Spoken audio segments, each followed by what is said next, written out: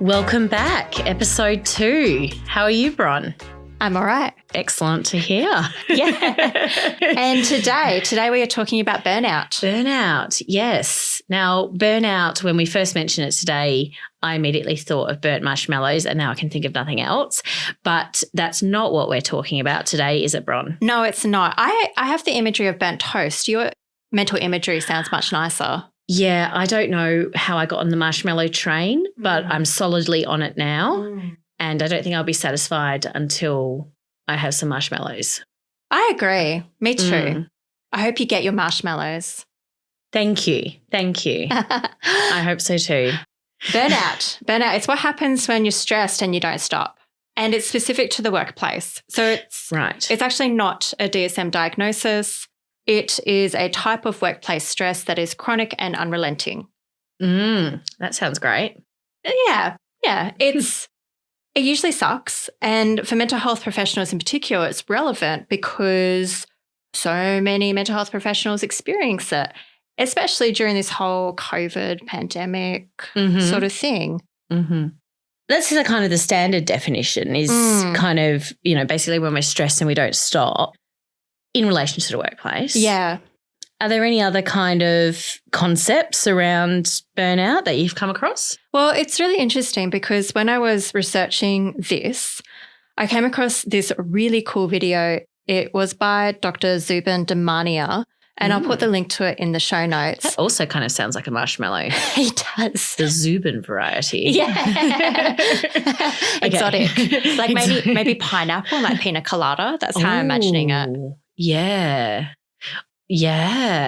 Oh my gosh. Now I'm really off on one. Okay. So Dr. Zubin, he conceptualizes burnout as a moral injury, particularly for mental health professionals. That's the context that he's talking about it in. Sure. And it doesn't make much sense at first, but when we think about it, it does. So the way he describes it is he says that when you think about mental health professionals, if you had to describe them, what would be your values that you would think as a mental health professional if you just had to list them off the top of your head? Well, I guess most people that I talk to, they would say there's at least some part of them that wants to help people. Yes. So I guess caring about people would be one of the foundations, I suppose. In some way you would have to spend all your time kind of committed to. Yeah, I feel like you're either or really. It's like you either have an affection for humanity or you want to see it burn. I mean, because can you be both? Sometimes a dash of both, yeah. But definitely caring would be on the list of most people.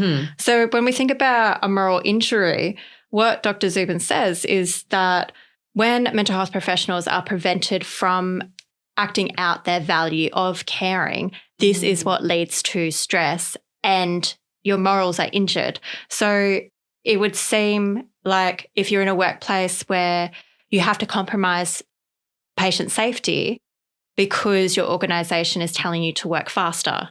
Right. Or if you know that a patient needs more, but because of various red tape, you're unable to actually give them the services that they need, which might go against even your ethical code, which is to optimize recovery for everybody you see. Yeah. And that takes its toll, like just on you as like a human.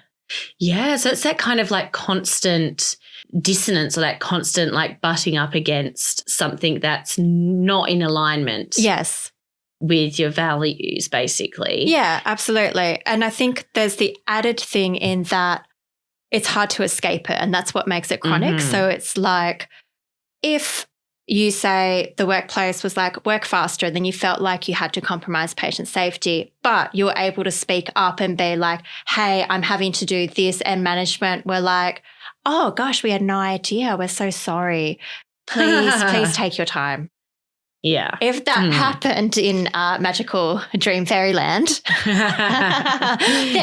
then you'd probably be okay because then that stress would be alleviated. Sure. But because we don't live in magic fairyland, then that leads to constant moral injury. You just feel like you cannot do anything. You are so ineffective. And that's what leads to the, I guess, typically core symptoms of burnout, which is like cynicism, exhaustion, depersonalization, kind of being like, I just can't handle. So you detach yourself. Yeah. And that's a way of coping with stress, right?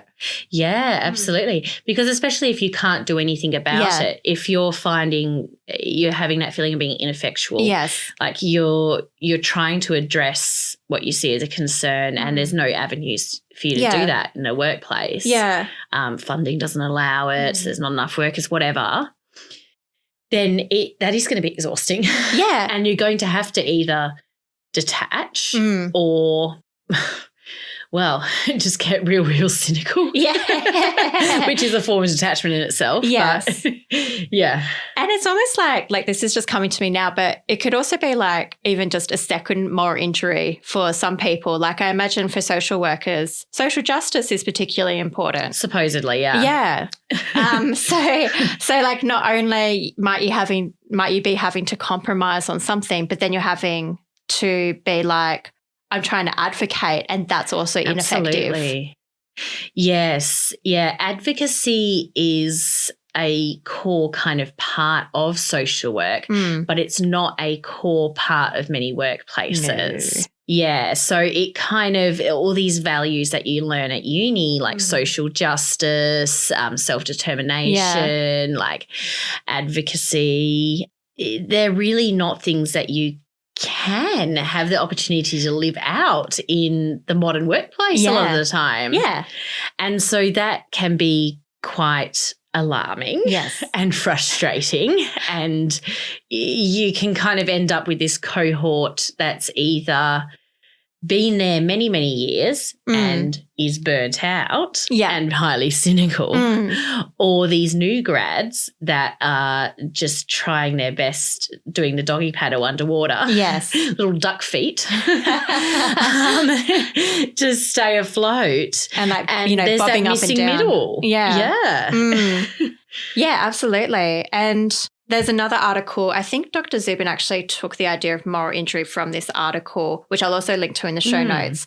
But they talk about that it's interesting that to see it as a moral injury, because when we feel burnt out and we feel stressed, we're often told by management that, not directly, but perhaps indirectly, that it's because we're not resilient enough. When it's actually a system that is preventing us from effectively doing our jobs. Yes. Boom. Yes. And social workers, they're all about the systems, man. Like systems theory, that's a big one. Yeah.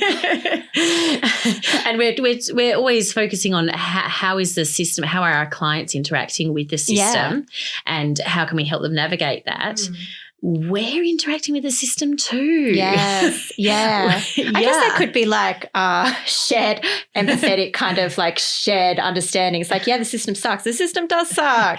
Yeah. I actually feel that way when clients come to me and they talk about their Medicare experiences. And I'm like, I feel you. Yes, I've also walked into a Medicare. Yes. Those big bureaucratic kind of, absolutely. How do I know if I'm experiencing burnout? Well, interesting question, Rachel. I'm so glad you asked. Burnout is of interest to me because, like I've had to go to great lengths to protect my health to not burn out, and I think we all do. But it's really, really hard. And mental health professionals, like the way we cope with workplace stress tends to be so bad. We usually work more. So for me, the last time was I burnt out? Well, this is the question, isn't it? The last time I felt I was burnt out, and it might have been like an early stage of burnt out because I didn't have to take much time off work. Sure. I actually wrote down some of the signs that I was burnt out. I feel like this is confessional now.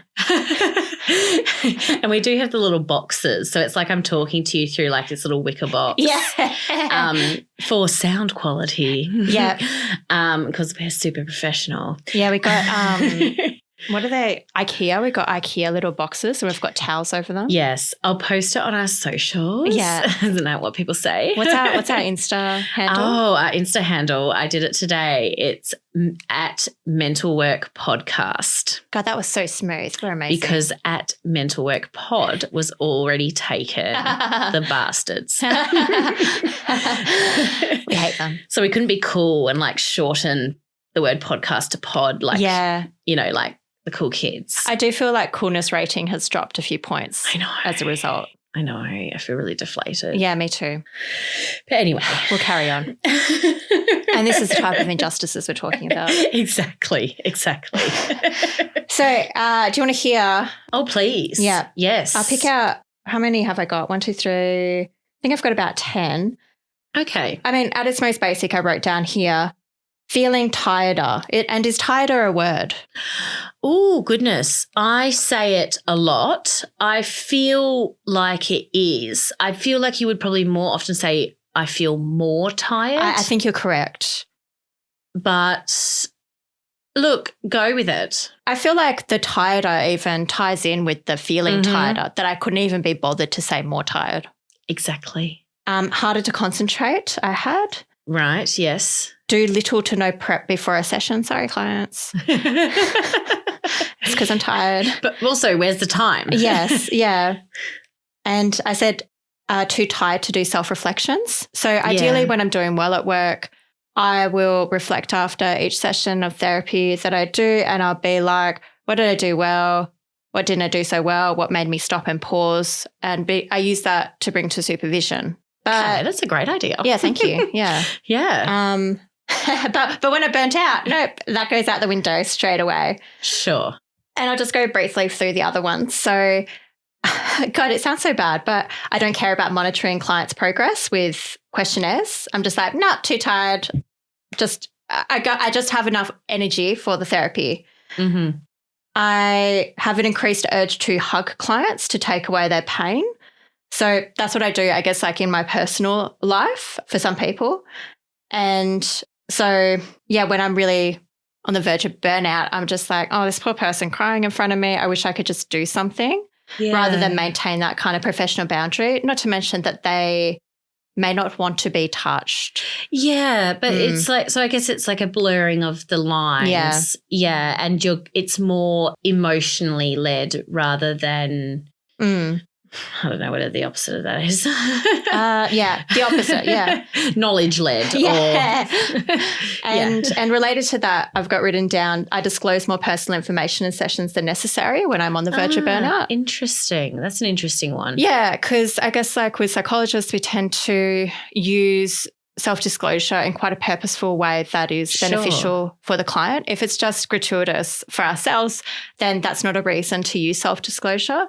But when I'm feeling burnt out, a client might say something, and then for everyone, that reflex of like go through your own experiences kicks in. But then when I'm feeling well, I can go to the second response, which is responding to the client. But then I might say that first response, and I'll be, oh, me too, and give like a line of 2 of my personal experience, which didn't add anything. Yeah.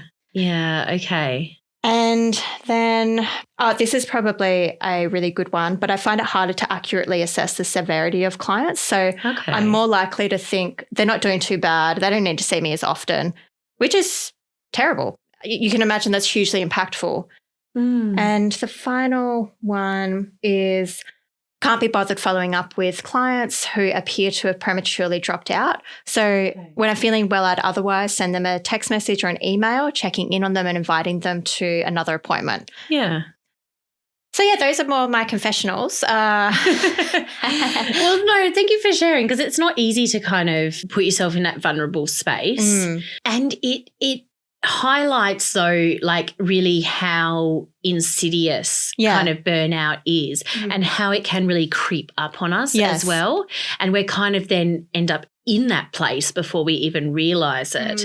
And reflecting back, we can see the signs, but it's often not easy to do at the time, right? No. So this was a rare instance when I'd say if I had a burnout scale, like I didn't have to have time off work for this particular instance. So that means that I've had burnout where I'm like crippled for weeks and I just play Animal Crossing literally for like a week or two. But I didn't have to take any time out. So on a scale of like 1 to 5, where 5 is completely burnt out, I was probably like a 3 at that stage. And even as a 3, that had potential to be detrimental to my clients. Like I wasn't delivering poor care, but I wasn't delivering optimal care. And that really meshes with my values because I really want to deliver the best care I can to my clients all the time. Yeah, absolutely. Okay. So you end up in this place where it's kind of you're noticing this real dissonance between your kind of how you want to be as a practitioner and the reality of where you're at that point in time. Yeah. What do you do? I mean, and like I think this is another reason why we are talking about this, because another article that I found, it gave health professionals like a standard, I think it was like the Maslow, fucked if I know, that guy's burnout inventory. And they found that 1 in 2 of the health professionals they surveyed, it was across a variety of mental health professions, and 1 in 2 were experiencing very high levels of exhaustion. Wow. So you can imagine. That's pretty scary. It is pretty scary. 1 in 2. Yeah. So, I mean, this is kind of what like I finish up with the episode on, but what I want to get across is that it's like if you're a health professional and you value caring for other people, we often put ourselves last. Yeah. But literally, like, can you imagine 1 in 2 patients going to see an exhausted health professional? Like, what quality of care are they going to get? I should have written down there as well. I think I did. Did I have a page 2? No. Oh, I did actually have a page 2. Whoa, we only did half my things because I knew there was one on there. And one of my big signs is that instead of actively listening to my clients really in depth, when I'm burnt out, I'll give generic signs of active listening. So I'll be like, yeah, I know, it's so terrible. So it's like, you know, but if 1 in 2 of us are like that, no wonder so many clients are like, my therapist isn't helping me. Yeah, good point. I once, speaking of like little verbal cues. Yes. There's this guy that I know, someone that I know from a volunteering role, and he used to always make fun of that I sounded like a motorbike starting up because when I was listening, I would be like, and he would just hilarious. And it was actually really like, it was hilarious, but it was actually quite helpful to my personal reflection because as soon as he would like notice me doing it, he would just do like the handlebar signals of a motorbike, like, because I'd be obviously ramping up my too much. And it was all in good jest, but it was actually like quite an important kind of whether I was actually listening or whether I was just doing the standard ramping up. This is my cue. Am I starting my motorbike? Yeah. Wow, that's so awesome. He's a funny guy. That is really funny. That is also really good recognition, self-awareness. Yeah. Good story, Rach. I just remembered, I was, I'm very fond of them. That was great. So do you have any, does that kind of stuff, like, I wonder if it's different to you with your, like, I'm just going to assume you've experienced burnt out unless you're just like an angelic. No, I mean, I am angelic, but I still experience burnout. No, for sure. And I think I've had, a couple of quite big instances, but I think it's those kind of little everyday ones where it kind of creeps up on you that you need to be aware of before it gets to the big stage. Yes. But I've certainly had a job, the last kind of clinical role that I was working in. I definitely burnt out there, and I ended up leaving before the end of my probation. It was a long probation. It was like a 6-month one, but I left just before the end of it because the situation was kind of so severe. I disclosed to my kind of manager at the time that I felt like I was burnt out. As soon as I said that word burnt out, they freaked the fuck out. It was like lockdown central on Rachel. And did that make things better or worse? Oh, I mean, what do you think, Bron? Was that helpful? Was it helpful to stigmatise Rachel and her burnout?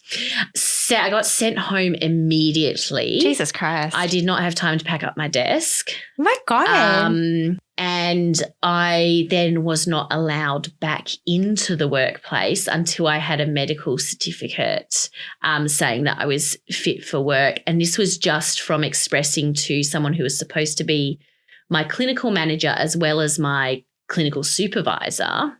And did they give you like a rationale? Like, I'm just like thinking in my head, I'm like, do they realise that burnout is not an infectious, contagious disease?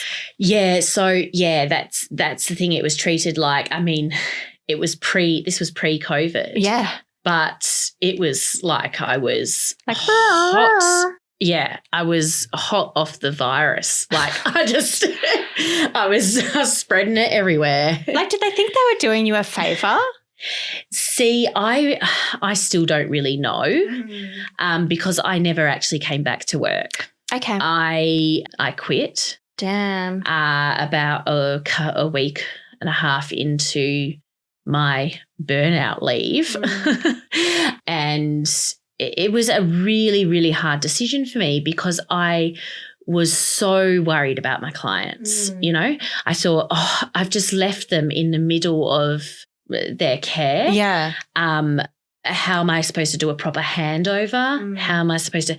But it was one of those situations where I really had to put myself first and to know that me going back into that situation with the clients wasn't necessarily going to benefit them. Yeah. Yes, it would be jarring to suddenly change workers, but that's probably better than me going in an unfit state.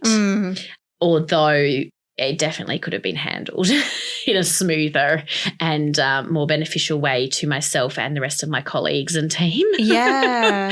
Yeah, because everyone was like, oh, she just disappeared. Absolutely. That sounds like one of the worst ways I've heard that an organisation has handled burnout. It was pretty shocking. Yeah. Yeah, and it was to the point where I felt like, because I was still on probation as well, I felt like I had to quit before I got fired. Oh. So I was put in a bit of a tricky position.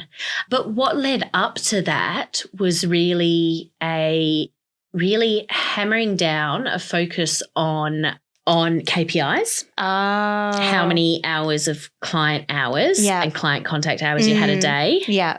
Less of a focus on quality, more of a focus on quantity. Yes. We just need to get these numbers. We just need to get these percentages. Yeah. Not any kind of reflection on, I guess, the risk profiles or the amount of work involved with particular clients or the amount of case management involved with particular. It was just pure numbers. Yeah, and like, which doesn't work with people, right? No. Yeah, you raise a really good point because it reminds me that, yes, that was the thing that led to burnout for me when I was working in community mental health. We had to do X number of hours a day. Then if we didn't meet our KPI by literally half an hour, it would be brought to the CEO of the organisation. And then the manager would meet with you. Surely the CEO has better things to do with their time. Apparently not.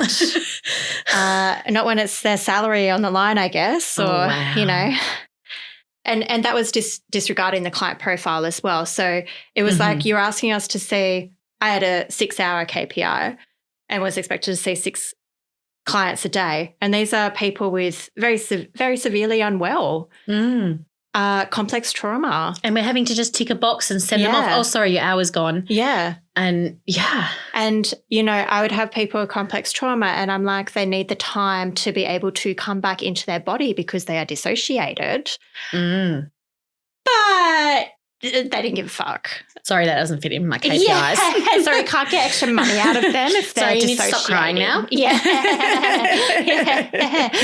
it was that whole like being treated like a robot. It's like I'm not a robot that's just like, how does that make you feel? Yeah. Oh, yeah, 100%. And it is a juggling act because then we have to be able to show numbers in order to get funding. Yes. And get money and all these kind of stuff. It's this vicious cycle of how do we how do we demonstrate quality in our work rather than just quantity? Yes.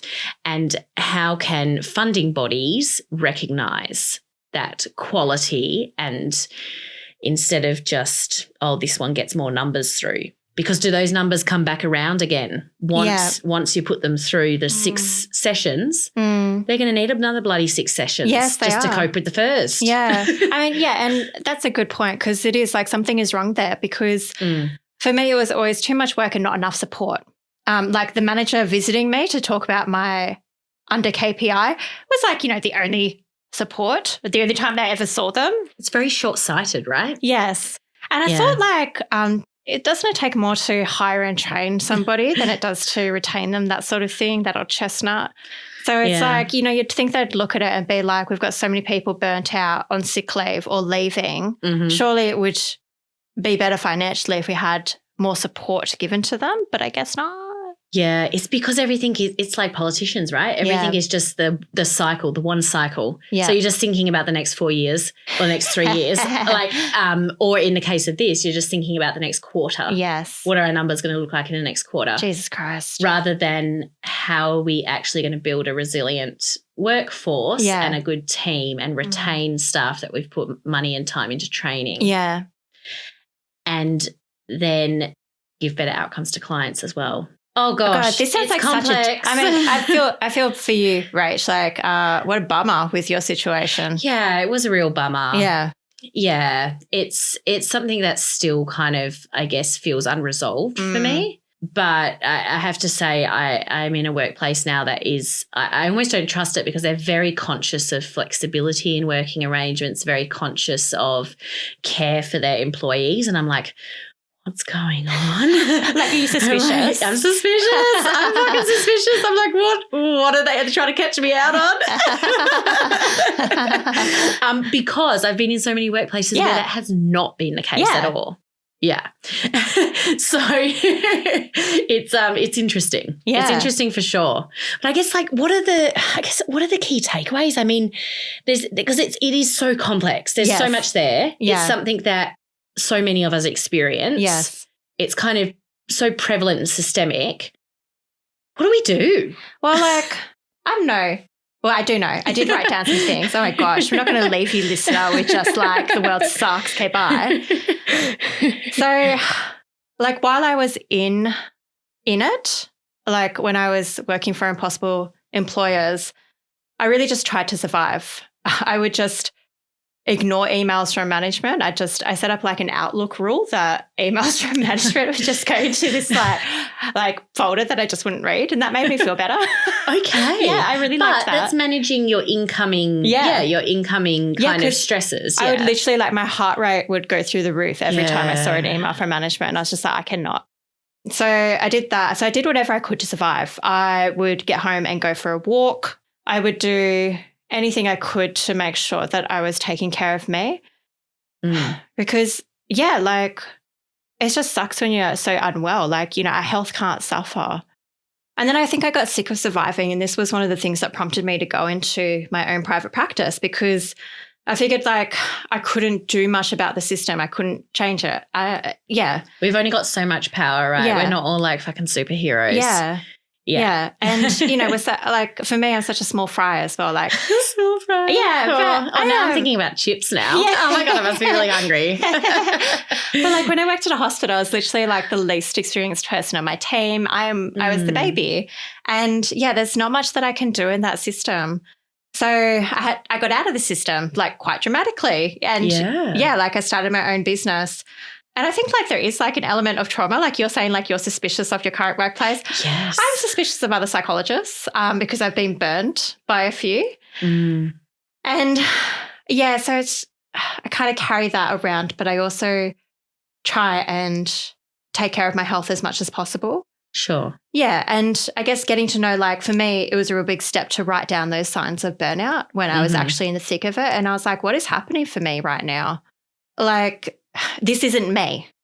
So it was really important for me to sit down and be this isn't me, and I need to acknowledge it. So I remember when I wrote that list, I think I had supervision that day or the day after, and I said to my supervisor, I'm feeling burnt out. And he took it seriously. Oh, my God. Yeah. And he said, like, okay, what's led to this? What's going on? Wow. Here's some strategies. They were good strategies. He was like, limit your client numbers, make sure you do this. It was really helpful. So I guess having a person who can acknowledge it for what it is. And it's like, when I say I'm burnt out, it means I'm really unwell. Like I'm on the verge of like drowning. That's the thing. It's not just a light term. It's a serious thing. And and I guess when we notice those, because you mentioned not being yourself, when we notice that in our colleagues, like I guess that's an important thing too, because sometimes we can't see those initial signs for ourselves, but we might be able to pick them up in our colleagues or our team, our friends. And how we kind of, I guess, acknowledge that and validate that and help. Yeah, and that's like a key step forward as well. Like, do help out your colleagues. Like for me, just because of my personality, if I noticed a colleague who was looking really worse for wear, depending on who they are, but if I had a good relationship with them, I'd just be like, God, you look like hell today. Like, I love you so much. And normally, like, you know, you are such a beautiful person, but poor man, what's happening? But everybody's got their own personal style of bringing that up and sensitivities. Like, I wouldn't say that to somebody who's just on the verge of crying. Like, read the room. Read the room, yes. Like, I once had a colleague who was about to cry and, you know, give them a hug and you don't need to do anything else. So sometimes it's like about kind of busting through those kind of awkward social politeness barriers in a way. Like it's like, no, fuck politeness. Yeah. And just, you know, this needs to be handled. Yeah, it needs to be taken seriously. It does need to be taken seriously. And this person needs to know that I care as well. Yeah. Yeah. Another way I might approach it is be like, dude, sounds like you need a break. And they'd be like, yeah. And I'd be like, no, really? Like, when have you got that leave scheduled? Like, can you bring it forward? Yeah, and there's always reasons why not. Yeah. Like I found when I was getting burnt out, I was finding reasons to put off supervision because supervision was the less important thing because, hey, that didn't count towards KPIs. Yeah. Oh, God. So that was lowest of the priority list. Yeah. And then that's obviously going to make the cycle worse. So I guess those are kind of like low-key kind of strategies. Like I would use all of them and I have. Yeah. But the other ones that I do have written down, and this is from the literature as well. Tell me what you think of this one. Okay. But here's what I read. It said, be clear and firm in what you need to do your job. So say to management over and over again, you're not doing what you need to as an employer to allow me to do my job. Right. What do you think of something like that?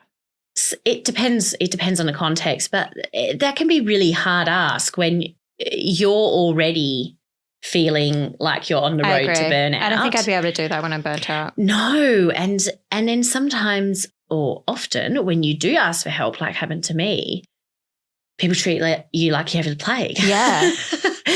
Or you don't get a good reaction. Like what happens if I've often been in the position where I've ended up on the outs in organizations because I ask too many questions, because I bring up issues, because I think of better ways to do things, and it's too hard to change things. Let's just keep everything the way they are. Yeah. I saw this great comment the other day, and it was like, who wants change? And everybody puts up their hand. Yes. And it's like, who wants to change? And everybody hand down. Yeah, so everybody likes the idea of change, but nobody actually, like if you ask them, they'll be like, yeah, change is great. But secretly they're like, who's this fucker wouldn't change? Yes. Very change averse. Yes. So I think that can be really tricky to do that one. Yeah. And it's also, it kind of, that point you were making the other day about it being seen as entitled. Yeah. So when we do ask for things or we do like say knock off on time and not work that extra 10 minutes, not work that extra half an hour, it's seen as we're being selfish or we're being entitled or we expect things to be handed to us in this generation. And which I really hate because it's like, well, what a convenient narrative for them to tell us. Like, like it works very well if they tell us that we're selfish and entitled because then we're like, oh, God, I won't do that then. Guess I'll keep slaving away. So it's just like, oh, it's just so shitty. Or when you work for a not-for-profit, it's kind of expected that you put those extra miles in because it's like, oh, we're all here for the love of it. And it's like, well, yeah, but also I need money to survive. Yes. And also just because I'm in a helping profession doesn't mean that I don't have a right to progress my career, to, want those extra things, to be able to develop as a professional. And part of that is putting in boundaries. Yeah, absolutely. We try and get our clients to put in boundaries all the fucking time, don't we? Yes, we do. And then we struggle with them ourselves. Yeah, we do. Yeah, absolutely. And I think we'll start wrapping up, but okay, I'll try and do 2 takeaways because I think I could, we'll probably do burnout episode, part 2, 3, 4, and 5 at some point. Because there's just so much on it. But point number 1 that I want people to take away is that if you value caring for other people, ask yourself, how much can I care for other people if I am barely keeping my head above the water? You just get into a vicious cycle if you do not take care of yourself. This is what I found most compelling for me. I'm like, I cannot help other people if I just am feeling like rubbish. So that's really compelling for me. So I'd encourage you to take that away. But also my second takeaway is find out what you need to survive and ignore the social awkwardness that comes with it. When I worked at hospital, I really needed a nap during the day. So I'd go outside and lie on the grass. And at one point when I was working full-time at the hospital, I brought a sleeping bag, blow-up little mattress. It was really small. It's not a massive one. I didn't go crazy. But it was a really small inflatable one. And then I had a hospital pillow and I'd just turn off the light in the office and take a snooze. Yeah. Because I was so exhausted. Oh, I've made jokes about that so many times. I actually did it. Yeah. Wow. It was great, by the way. I think you're my hero. So I'd say weigh up the benefits and costs. Is preventing burnout worth a few seconds of awkwardness? Yes. Hell yes, it is. Yeah. So those are my takeaways. What are your takeaways? Yeah. I mean, apart from really wanting chips and marshmallows, I think those are really good. I think the spaces, and it's kind of very similar to last week as well, it's finding those spaces where you can feel your most authentic self because when you're in alignment, as much as possible in alignment, then you're going to be less likely to experience the burnout. But it's not always possible. So my other takeaway is I used to constantly fight the system. And I realised my takeaway was what fights are worth fighting right now. Oh, that's a good one. Yeah. Pick and choose your battles kind of thing. Because not all of it is going to be possible. You can't do it all. So it's prioritizing what actually is useful for me right now. Am I going to get anywhere with this particular argument or is this just making things worse? Yeah. And then being okay to change workplaces as well. Yes. Even though that is a bloody scary thing. But it's okay to try a few different things and see where you fit. Yeah. That's valuable experience being, across a few different sectors and across a few different kinds of places. Yeah. So I'd say that's my kind of takeaway. Cool. Thanks, Rach. Yeah, thank you. So listeners, I want you to email us. What's our email address again? Oh, our email is thementalworkpodcast@gmail.com. Thanks, Rach. I genuinely forgot. That wasn't a throw to you. And now that we're telling people to email us, we actually have to check the email too. Yeah, I haven't checked it. I will though. Yes. But okay, here it is, listener. You know how a collective of crows is called a murder and a group of lions is called a pride? There's also wacky ones like a knob of wild fowl. Yes. and we've got, the Parliament of Owls. So I want to know, do you have an idea for a good collective noun for mental health professionals? I don't have anything. I can think of a few inappropriate words. Say it. No. They're all quite stigmatizing. Oh, okay, sure. Don't say it. So email us your non-stigmatizing idea.